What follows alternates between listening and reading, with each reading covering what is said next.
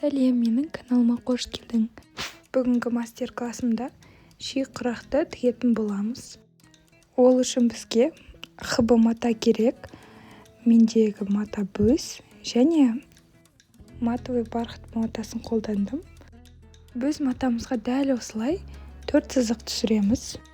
Тігіп жатқанда осы сызықтардың көмегімен тігіп отырамыз. Өзіміздің ұзындығы 17-17.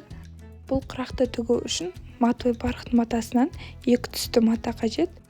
Ақ түсінен 3-3 см етіп қиып алдым және оны бөз матамыздың үстіне қойып, бұрыштары сызықтың бойына түсу керек.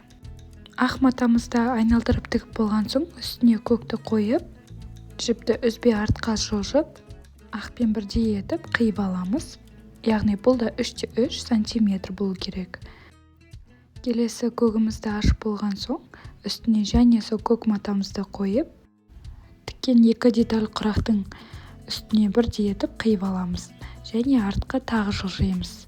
Жіпті үзбей тіксеңіздер, жұмысыңыз сапалы шығады. 2 көктен кейін ақ тігеміз. Осылай қиып тастап, соңына келгенде артқа қарай жылжимыз және ашып, енді 2 ақ, 2 көк болды бізде. Енді ақ лентамызды үстіне қойып тігіп аламыз. Тігіп жатқанда бөз матамызға сызған сызықтарының бойымен бірдей болуы керектігін ұмытпаңыздар.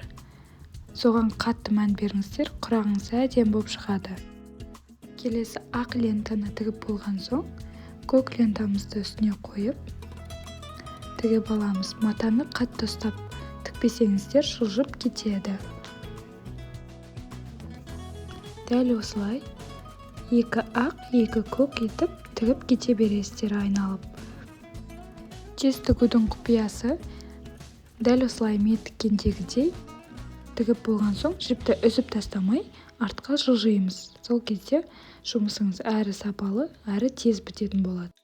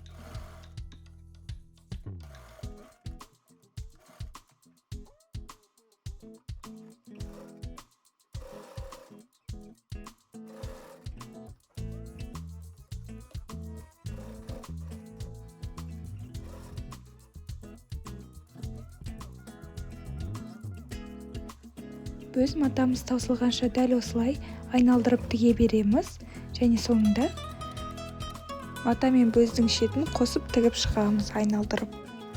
Айналдырып тігіп қосып шыққан шетім видеоға түспей қалыпты.